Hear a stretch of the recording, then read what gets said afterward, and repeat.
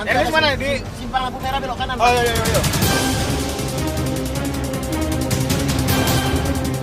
TKP yang tadi. Ini dia. Mana? Itu Pak.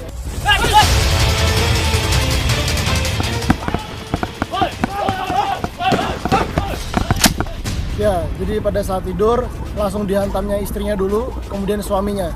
Nah, jadi pada saat kondisi tidur dan pisau itu sudah dipersiapkannya dia, memang sehari-hari dia pakai, jadi di dalam kamar disimpan.